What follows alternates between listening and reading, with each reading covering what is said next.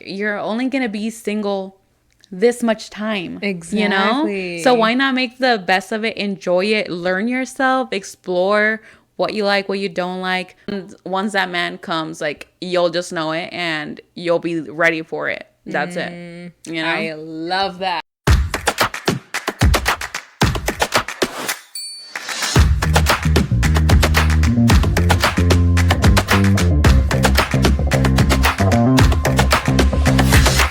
Hello, you guys. Welcome back to today's episode. Today, Dania is in the hot seat. I am interviewing her. How do you feel about that? I'm scared. You're scared.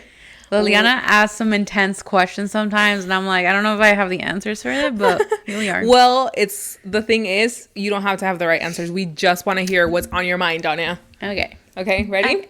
So let me give you guys a backstory. So a couple episodes ago, Dania and I were speaking on what we feel like the Lord is teaching us in this season, and Dania opened up about how she had been in this like 3-year-long relationship and how she just ended things and broke up. And a lot of people were intrigued and wanted more information on just picking her brain on what she's doing in this season of being single and how that's just how you feel overall. I just want to pick your brain today and just say, the person listening, and if they're going through something like that, like a girl who's been single or a girl whose heart got broken and she's like in this state of just feeling this grief of just having a heartbreak, Yeah.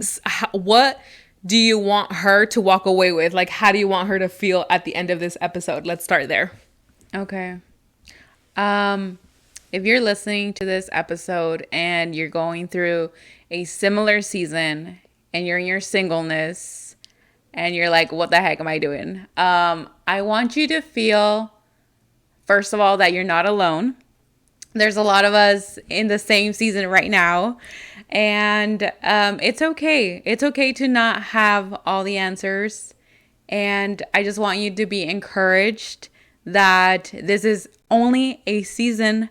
And we call it a season for a reason because it's temporary. Mm-hmm. Yeah. Yeah. Okay, perfect. So walk away with encouragement that this is a season. So let's dive into it then. So 3 years into a relationship, you thought it was solid. You thought you were, this was the one, and it didn't. How do you feel in that moment where you're like, dang, like we have to break up, like we have to call it off, and I'm going to be the one to do that because you were the one that did that, right? Yeah. And just like, how do you feel there in that moment? Exhausted. Okay. Because it's a hard call to take. Uh-huh. After spending many years in this relationship, like the last thing you want to do is break up and start over. Yeah, exactly. Uh-huh. You just want it to work out. You want it to be the one and just, make that continue to grow in that stage. Mm-hmm. I was kind of defeated in the sense that I felt like after breaking up, I knew that exactly I was going to start over, from zero, mm-hmm. and that seems so exhausting. Okay. Yeah. But yeah, I think that just the thought about it was a little draining, but I just knew that that you had to do it. It's because the thing is, you have to make a hard choice there.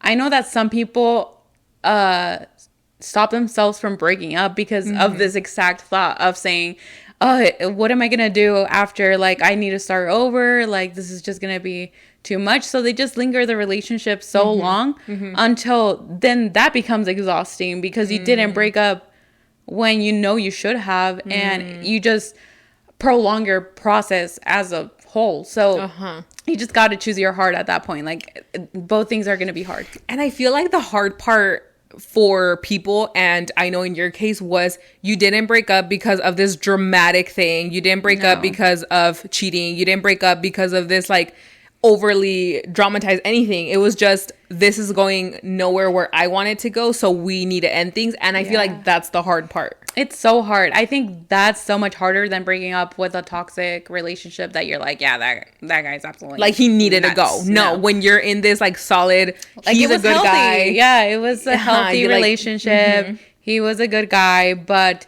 I think in my case we were just not aligned, or once the thing got very serious to the point where we're like, okay, what are we doing? I think we just had two different ideas of where we were going. And so that's why I ended up deciding to break off the relationship, but it wasn't anything dramatic or toxic. Okay. You know? Okay, perfect. And fast forward, has it been 6 months, or is it going to be 6 months? I think it's been over 6 months already. Okay. How do you feel right now? Right now, if I'm honest, I feel so much better than I was when I first broke up. Okay. I feel peaceful. I love the season of singleness because you are yourself, and you are your only responsibility. Well, at least in my case. Okay.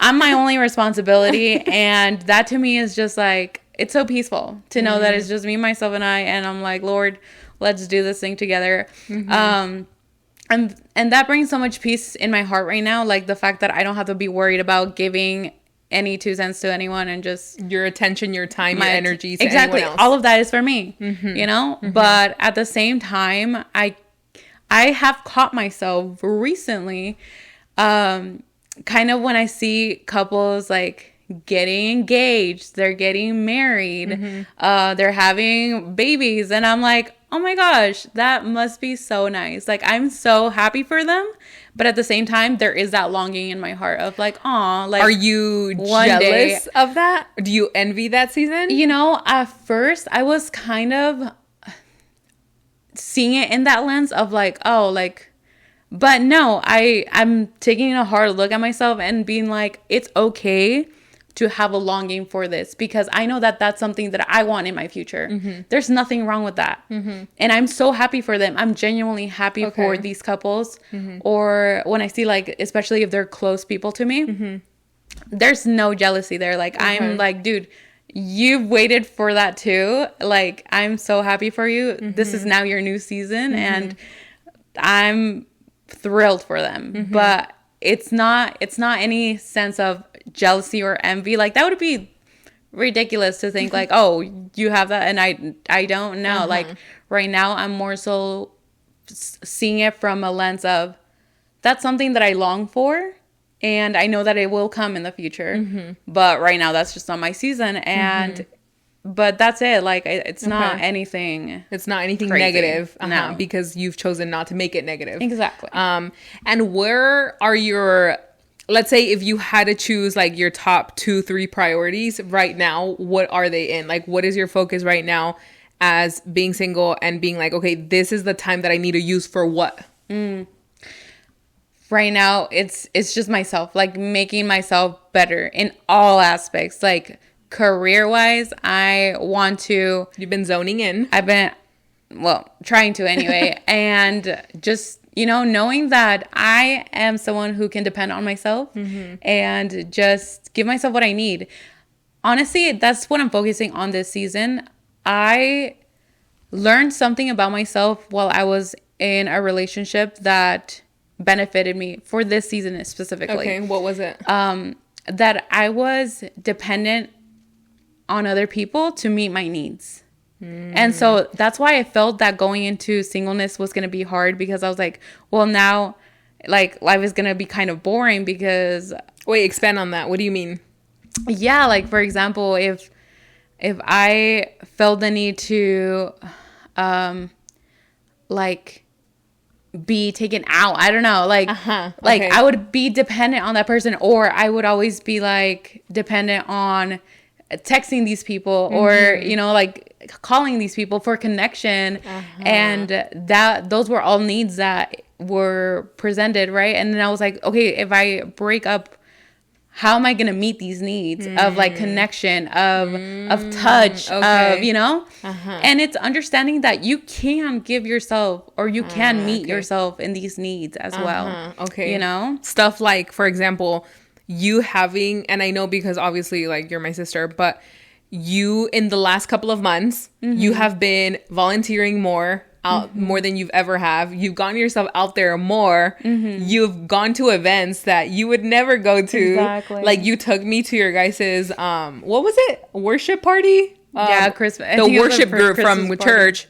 And they had a Christmas party. And I was like, why am I here, Dania? And she's like, you're coming with me.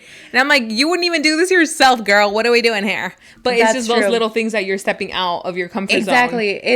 It's a time that I'm using to step out of my comfort zone a lot. But because I'm like, if no one else is here to meet those needs, I have to now get out of my comfort zone and like do things to make sure that my needs are being met, you know? Yeah.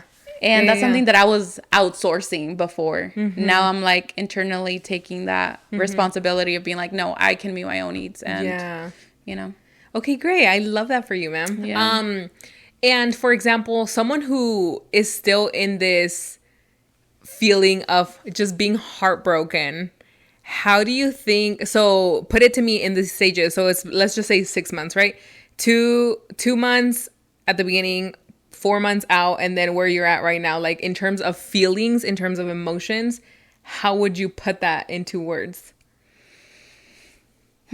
I think sometimes we're a little too hard on ourselves when it comes to feelings, and everyone is so different. So I can't sit here and tell you like, oh, you can expect this after breaking up at 6 months out, you're gonna no longer feel anything, you know, because everyone is so different. Everyone processes emotion differently and everything, grief even. Yeah, because ending a relationship is grief. Yeah, it is. It's probably worse grief, like a worse grief than anything, because you're dying or you're giving up an idea in your brain a life of what you thought that you were creating. 1,000%, yes. You know, it's more than just the person. It's a whole idea of a life that you thought you were gonna have, you know. Yeah, that's the hard part. But so that is so hard to grieve. Okay. And I still think that till this day, sometimes I do still grieve that a little bit. Okay. You know. Yeah. Totally valid. Yeah, especially because things get familiar, your brain gets attached to certain things, and it's hard to just like erase it. And for someone who thinks that like, oh, you're just gonna break up and be fine the next day, like, no, that's not the case. But you definitely just have to work through it. Give yourself some grace in that, because you're human and you're allowed to have feelings, but don't dwell in it either. Like, you know, like don't let 6 months go by and then you've done nothing with your life except grieve, be sad. Yeah. No, you have to allow yourself to grieve it, but at the same time, don't stay stuck there. Like, you know, life has to What move are a on. couple things you think single women would enjoy doing, like for the heck of it? What are just some hobbies that you're like, gosh, honestly, it's that explore yourself, explore what you want to do. Like for me, I've used this time to start going to the gym. I've learned that I love it. I love like the actual sensation of doing exercise and of your body thighs shaking afterwards. Yes, you know, as she's talking, the pain.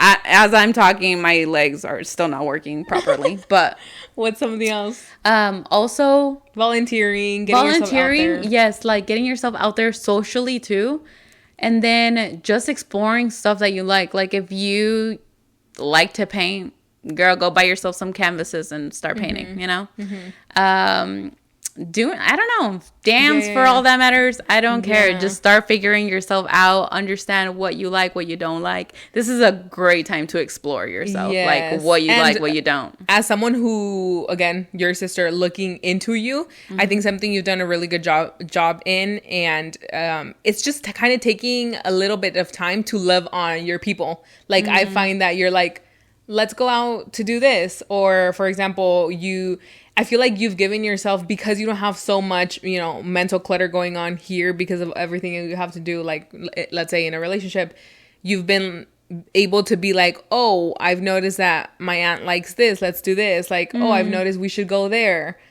Yeah. You just kind of been, spending more time with people, because girl, when you were dating, you wouldn't even spend time with me. You'd be like, I can't next weekend because I'm going out. I can't next weekend because I'm going out. I have a concert to go to. I have a dinner. I have, hold on. Whoa, Did hold you on. miss me? What is it? I have a hockey game to go to. Girl, you don't even freaking know how hockey works.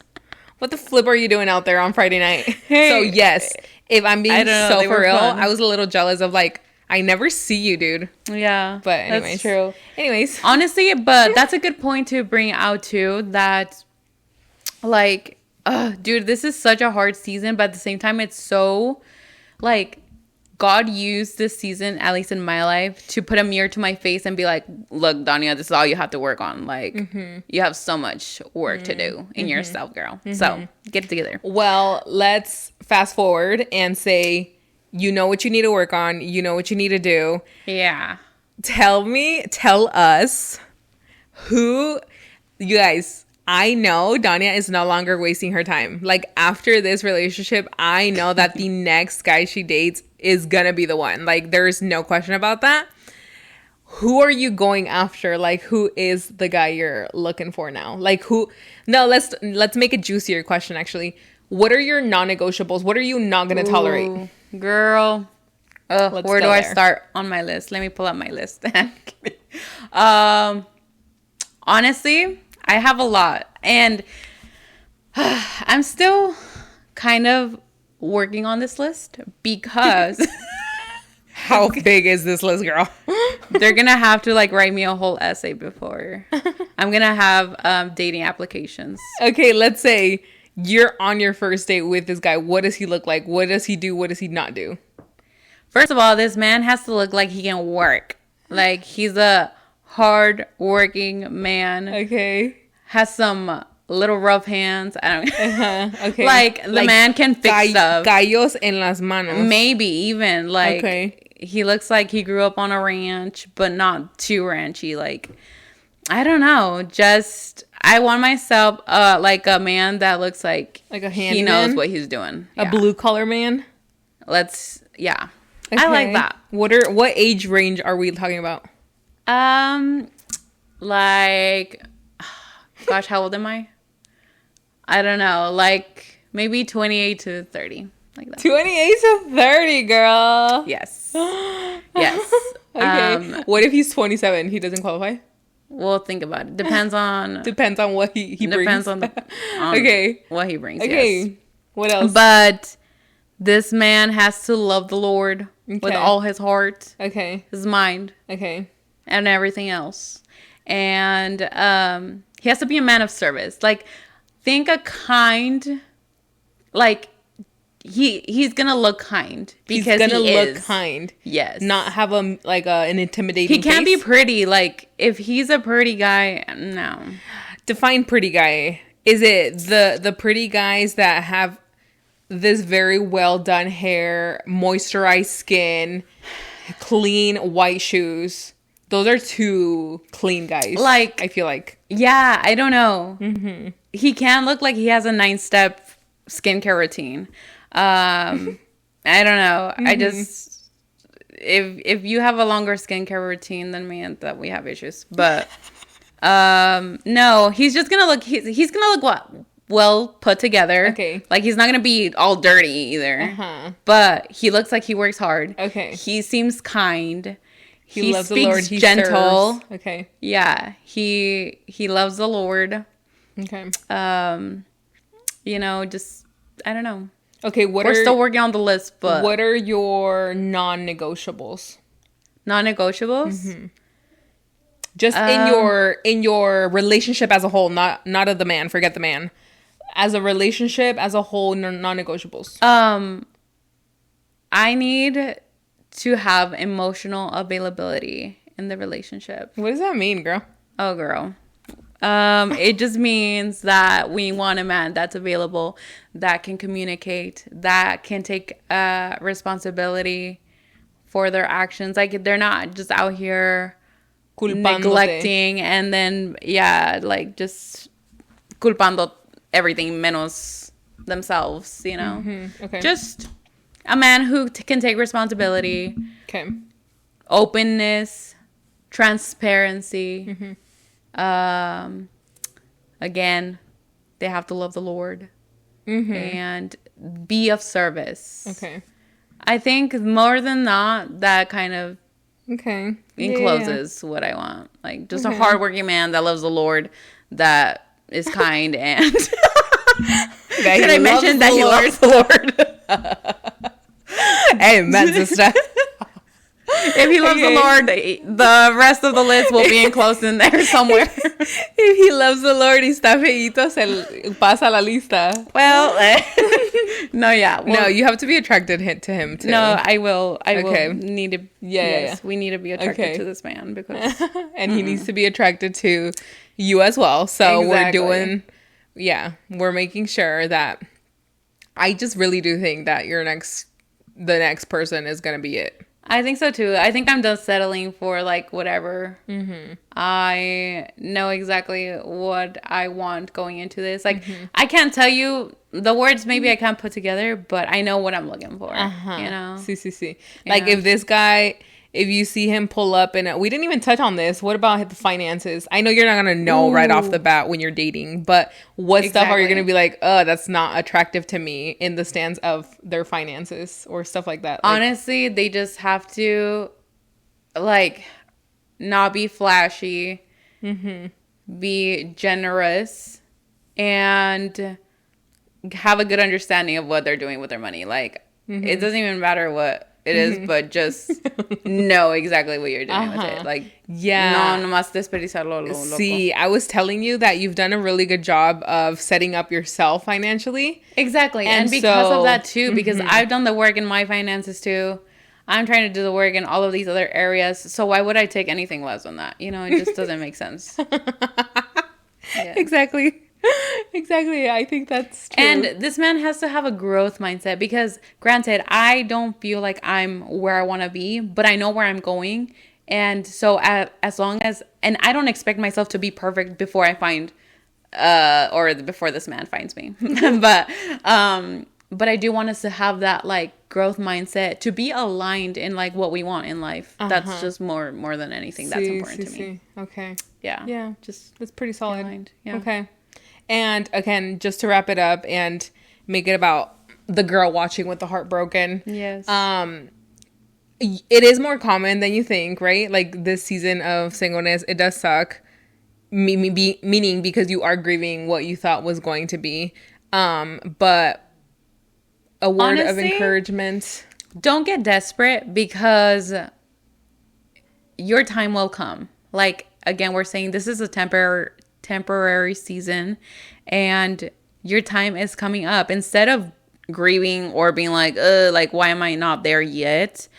Do the work, prepare yourself, enjoy your life right now. Like, you're only going to be single this much time. Exactly. You know? So why not make the best of it? Enjoy it. Learn yourself. Explore what you like, what you don't like, what aligns with you, what you're not going to tolerate in the next relationship. Like, all of these, this is a perfect time to figure yourself out, girl. Oh, I love that. And like, there's nothing that can take away what God has for you. And once that man comes, like, you'll just know it and you'll be ready for it. That's it. You know? I love that. Amen, sister. Yeah. I think that's great. Don't get desperate. Don't get desperate. Don't start, because desperation is felt from miles away. Like, once you start texting a guy too many times, they already know. They already know that you have them wrapped up. I mean, that they have you wrapped up in their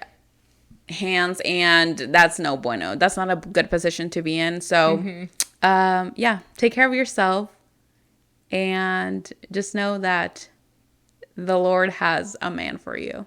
Amen, sister. Well, there you guys have it. Dania and her singleness in her most glorious season yet. And We're it's just going to get better from here, girl. Yes. Because it doesn't last forever. It won't last forever. You will have... Dania says if she's not married by the end of this year... She's going to have to go to Mexico and live over there for a year to take the break of life. I'm kind of like, if that's the case, I'm looking forward to it, and just go have a whole vacation. For real. But no, I don't think so. I think it'll come when you least expect it. It always happens when you least expect it. That's when the man shows up. That's when the true. things happen. You just have to not look for it. Yeah. But anyways, I love that, man. Thank you for sharing that. Thank you for opening up your heart, and thank you for asking these questions too. And being on the hot seat of just being vulnerable, And again, there's so many people, so many women out there that are saying, yes, I needed that. So yeah, thank you for opening up about that. Of course. But anyways, thank you guys for being here. Don't forget to leave us a comment. Let us know what you think. We're always open to feedback. And subscribe, and we will see you guys in our next episode. Bye.